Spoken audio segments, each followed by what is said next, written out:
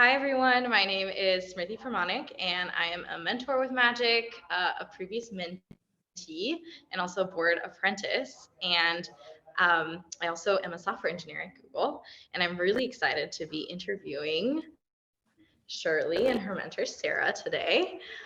So first off, the final presentation just happened, and I wanted to say congratulations. Fantastic job walking us through your project and talking about your experience. So congrats to you both. We'll start off with some intros. Shirley, can you introduce yourself, please?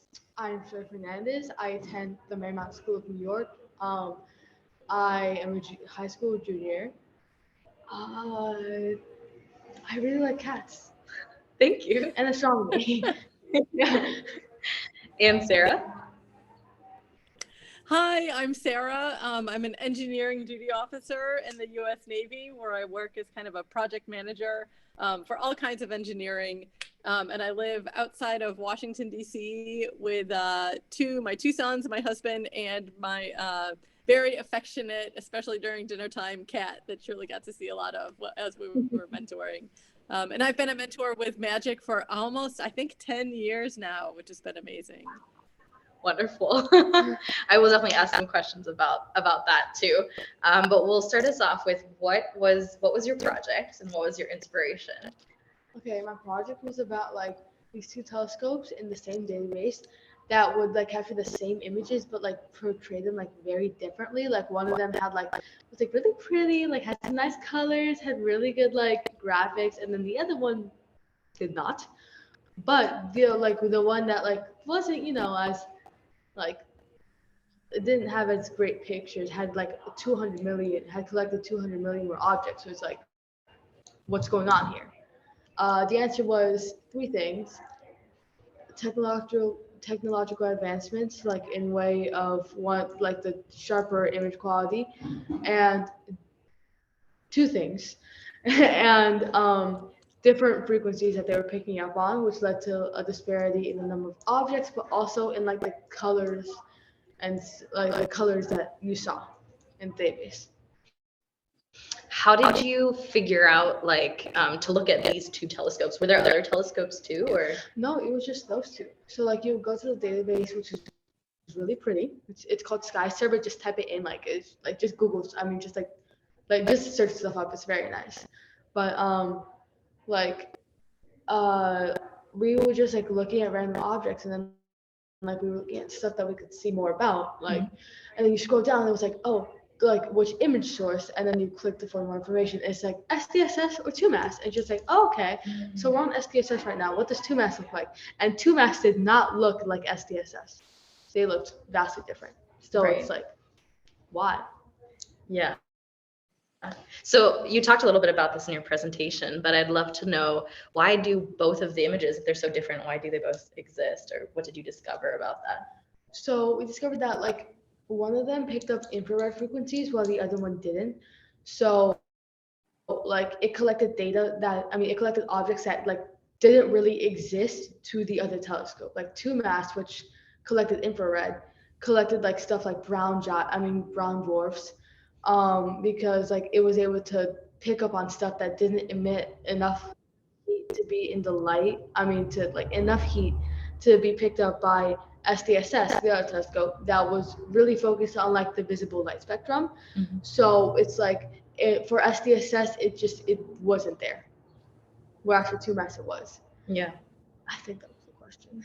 Yeah, no, I was also interested in, like, is it possible that we could just use one of them going forward, or do we need to have both of these telescopes?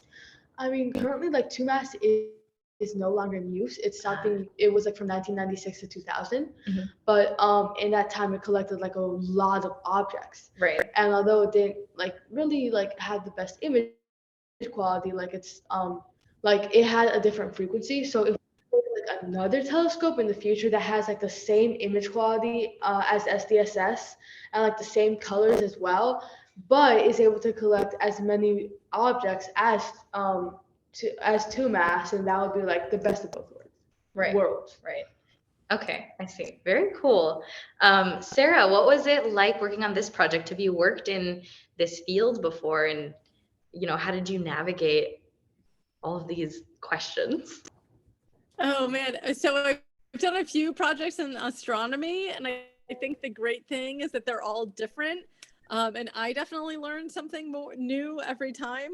I get to phone my sister a lot because she's an astronomer, and I have like a casual interest in astronomy, but I can usually ask an expert. So this was really great that we did a lot of learning on our own that was really fantastic. You know, like I also didn't have the answers, but I could do, you know, bring a little bit from the physics background, but we did this journey together and this learning and really, you know, like almost like telling a story about the science and the engineering behind what goes into observing the night sky, which was super fun. Wow. Yeah, you both are getting me excited about it. Shirley, I have to ask, what was your favorite part of the project? Okay, my favorite part was at the end when we like had an answer. when we like because like I like the whole time I was worried that like we weren't gonna like have anything to present, that we weren't gonna have an answer, that we had like all this data, and then like what was it like directing us towards. But then like when we were actually able to like use the data we had accumulated to like not serve a purpose, but like to answer the question we had posed, I was just so happy. Like actually I was really happy that we had something, and not just something, that we had something I loved, something that I like really put effort into, and I was proud of. I still am. I'm proud of it. That is fantastic. And I mean, kudos to you both, because it's such an these are open questions, right? That we're still discovering, and everyone is still learning. There are no answers out there. So it's a very tricky space to be in, but also exciting. Yeah. And so it's very awesome to hear you both speak about it.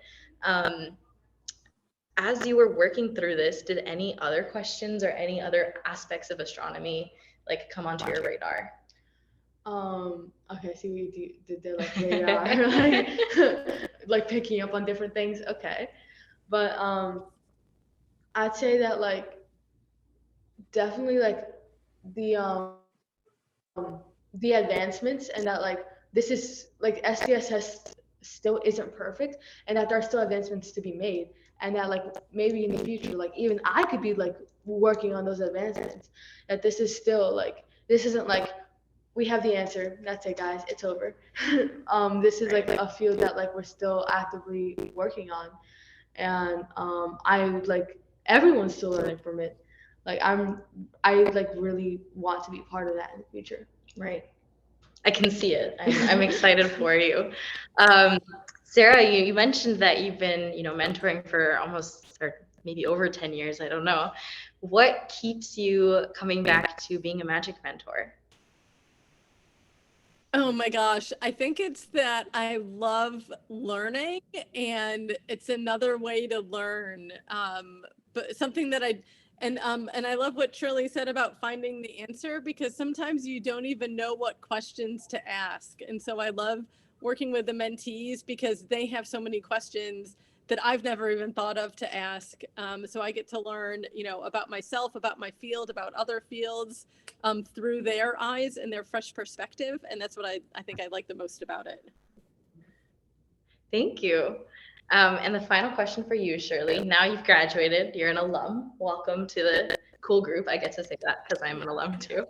So do you have any advice for new mentees that come to the program? For new mentees,